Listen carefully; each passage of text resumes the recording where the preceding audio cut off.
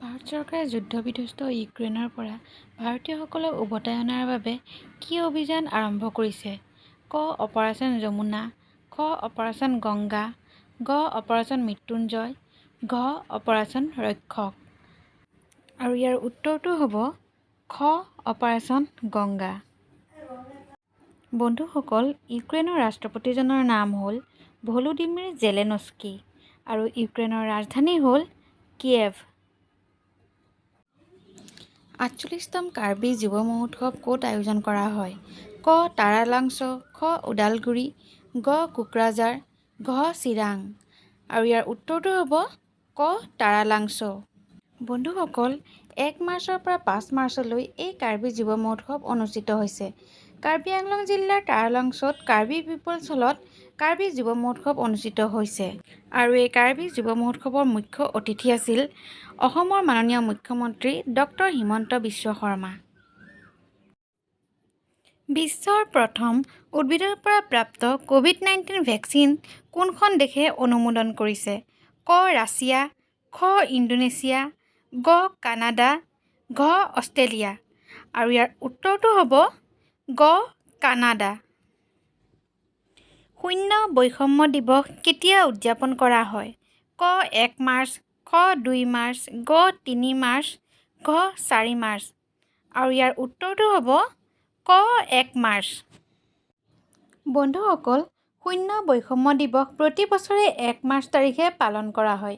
এই দিৱস উদযাপন কৰাৰ মুখ্য উদ্দেশ্য হৈছে আইন আৰু নীতিত কোনো বৈষম্য অবিহনে সকলো লোকৰ সমান অন্তৰ্ভুক্তি আৰু সুৰক্ষাৰ অধিকাৰ নিশ্চিত কৰা। এই দিৱস ১ মাৰ্চ ২০১৪ৰ পৰা আৰম্ভ কৰা হয়। আৰু এই বছৰৰ বিষয়বস্তু আছিল ক্ষতিকাৰক আইন আঁতৰোৱাৰ ক্ষমতা প্ৰদান কৰা আইন প্ৰণয়ন।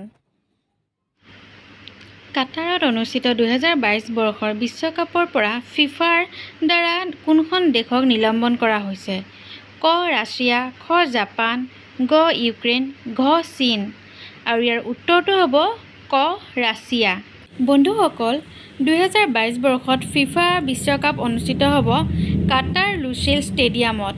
এই বিশ্বকাপ অনুষ্ঠিত হ'ব ২০২২ বৰ্ষৰ ২১ নৱেম্বৰৰ পৰা ১৮ ডিচেম্বৰলৈ। ইয়াত সৰ্বমুঠ ৩২টা দলে অংশগ্ৰহণ কৰিব।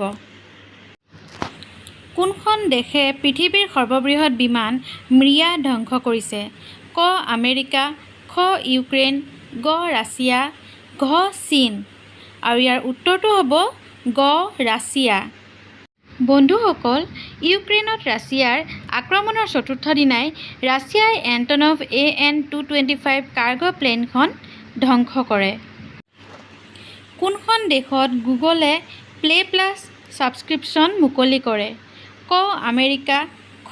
চীন, গ. ভাৰত, ঘ. অষ্ট্ৰেলিয়া। বন্ধুসকল, ইয়াৰ উত্তৰটো হ'ব গ. ভাৰত। প্লে প্লাছ সেৱা বৰ্তমান ৯০খন দেশত উপলব্ধ। গুগলৰ প্ৰতিষ্ঠা হৈছিল ১৯৯৮ চনৰ ৪ ছেপ্টেম্বৰত। গুগলৰ বৰ্তমানৰ CEO জন হয় সুন্দৰ পিচাই। গুগলৰ মুখ্য কাৰ্যালয় হ'ল মেনলো পাৰ্ক, কেলিফৰ্ণিয়া। কোন মন্ত্ৰালয়ে ভাষা চাৰ্টিফিকেট চেলফি অভিযান আৰম্ভ কৰে? ক. বিত্ত মন্ত্ৰালয়, খ. ক্ৰীড়া মন্ত্ৰালয়, গ. শিক্ষা মন্ত্ৰালয়, ঘ. আয়ুষ মন্ত্ৰালয়। বন্ধুসকল, ইয়াৰ উত্তৰটো হ'ব গ. শিক্ষা মন্ত্ৰালয়। এই অভিযানৰ মূল উদ্দেশ্য হৈছে সাংস্কৃতিক বৈচিত্ৰ্যক উৎসাহিত কৰা আৰু বহুভাষিকতাৰ প্ৰচাৰৰ বাবে এক ভাৰত শ্ৰেষ্ঠ ভাৰত কাৰ্যসূচীৰ প্ৰচাৰৰ বাবে ভাষা সংগম মোবাইল এপৰ প্ৰচাৰ কৰা। ভাষা সংগম মোবাইল এপ ২০২১ চনত শ্ৰী ধৰ্মেন্দ্ৰ প্ৰধানে ভাৰতীয় ভাষাৰ প্ৰচাৰৰ ওপৰত গুৰুত্ব আৰোপ কৰিবলৈ মুকলি কৰিছিল, যি শিক্ষা মন্ত্ৰালয় আৰু মাই গভ ইণ্ডিয়াৰ দ্বাৰা বিকশিত কৰা হৈছিল। ICC মহিলা বিশ্বকাপত সৰ্বোচ্চ অধিনায়ক হোৱা মহিলাগৰাকীৰ নাম কি? ক. মিথালী ৰাজ, খ. জুলন গোস্বামী, গ. হৰমনপ্ৰীত কৌৰ, ঘ. প্ৰীতি চেনন। আৰু ইয়াৰ উত্তৰটো হ'ব ক. মিথালী ৰাজ। বন্ধুসকল, মিথালী ৰাজৰ সম্পূৰ্ণ নাম হ'ল মিথালী দৰাই ৰাজ। মিথালী ৰাজ হৈছে প্ৰথমগৰাকী মহিলা যিগৰাকীয়ে ২০১৮ বৰ্ষৰ টি-20 আন্তৰ্জাতিক ক্ৰিকেটত 2000 ৰান কৰিছিল। অসম চৰকাৰে কোনখন চিনেমা চাবলৈ অসমৰ চৰকাৰী কৰ্মচাৰীসকলক অৰ্ধচুটি মঞ্জুৰ কৰে? ক. ভিলেজ ৰকষ্টাৰ, খ. দ্য কাশ্মীৰ ফাইলছ, গ. দাবাং 4, ঘ. এখনো নহয়। আৰু ইয়াৰ উত্তৰটো হ'ব খ. The Kashmir files. বন্ধুসকল, এই চিনেমাখনৰ নিৰ্দেশক বিবেক অগ্নিহোত্ৰী। এই চিনেমাখনত 90 দশকত কিদৰে কাশ্মীৰৰ পৰা অন্যায় অত্যাচাৰ কৰি বামুণ আৰু হিন্দুসকলক খেদি পঠিওৱা হৈছিল তাকে অতি সুন্দৰভাৱে দেখুওৱা হৈছে।